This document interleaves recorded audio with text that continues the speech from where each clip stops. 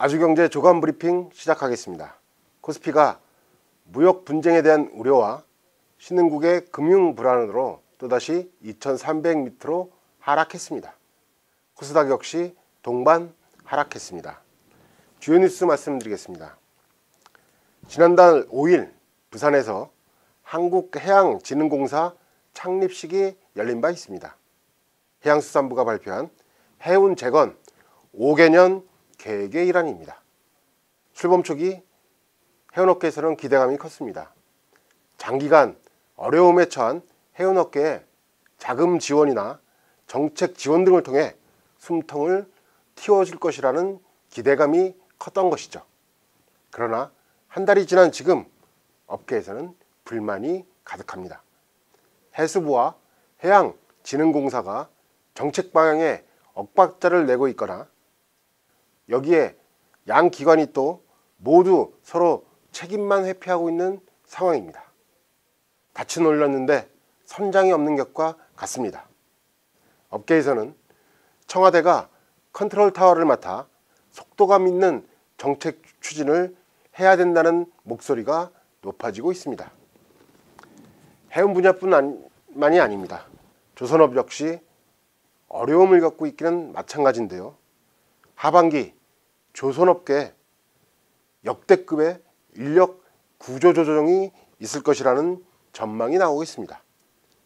현대중공업, 삼성중공업, 대우조선해양 등 소위 조선 빅3라고 불리는 곳인데 하반기에 인력 감축 인원만 최대 5,000명에 이를 것이라는 관측입니다.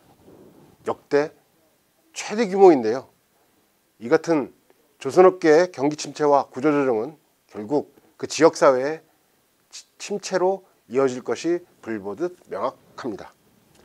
이런 상황에도 장하성 청와대 정책실장은 어제 거시적으로 볼 때 최근의 경제 상황을 두고 위기라고 진단하는 것은 지나치다라고 말했습니다. 장 실장은 한 라디오 프로그램에 출연을 했는데요. 이 자리에서 우리나라는 OECD 국가 중에서도 성장률이 상위권에 속한다고 밝혔습니다.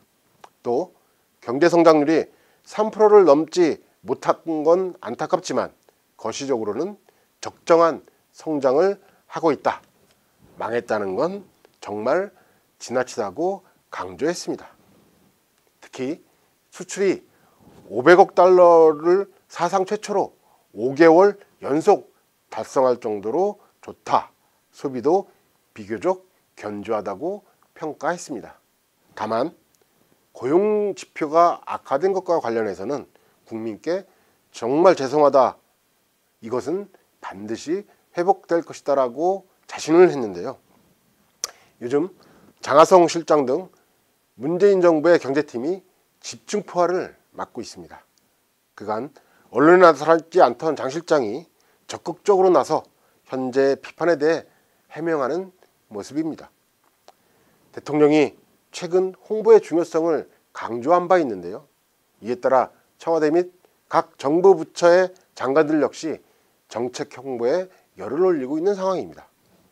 그러나 대통령이 나서야 장관들이 움직이는 이러한 형태 꼭 좋아 보이지만은 않습니다. 마지막 소식입니다. 어제 문재인 대통령의 대북 특사단이 방북을 했는데요. 밤늦게 일정을 마치고 밤에 돌아왔습니다. 어제 사절단은 김정은 북한 국무위원장을 만나 대통령의 친서를 전달했는데요.